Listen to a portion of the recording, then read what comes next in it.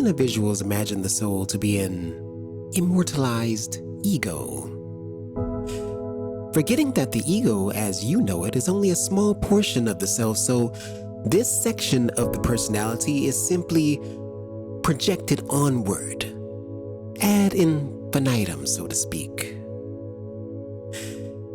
Because the dimensions of your reality are so little understood, your concepts are bound to be limited. In considering immortality, mankind seems to hope for further egotistical development, and yet he objects to the idea that such development might involve change. He says through his religions that he has a soul indeed, without even asking what a soul is, and often seems to regard it again as an object in his possession. Now, personality, even as you know it, constantly changes, and not always in the ways that are anticipated. Most often, in fact, in unpredictable ways. You insist upon focusing your attention upon the similarities that are woven through your own behavior. And upon these, you build a theory that the self follows a pattern that you, instead, have transposed upon it. And the transposed pattern prevents you from seeing the self as it really is. Therefore, you also project this distorted viewpoint upon your conception of the reality of the soul. You think of the soul, therefore, in light of erroneous conceptions that you hold regarding even the nature of your mortal selves. Even the mortal self, you see, is far more miraculous and wondrous than you perceive, and possesses far more abilities than you ascribe to it.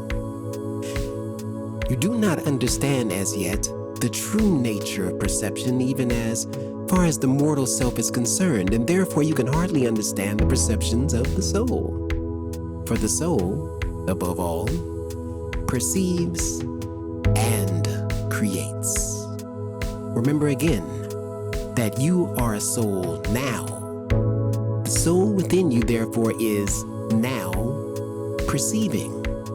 Its method of perception are the same now as they were before your physical birth, as they will be after your physical death.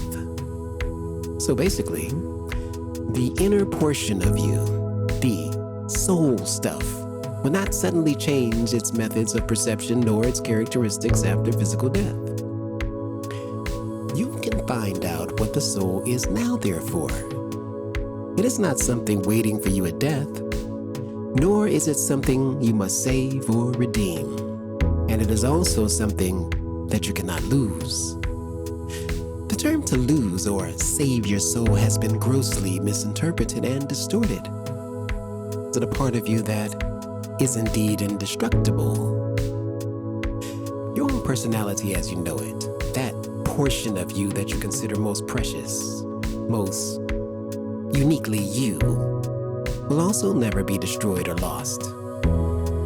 It is a portion of the soul.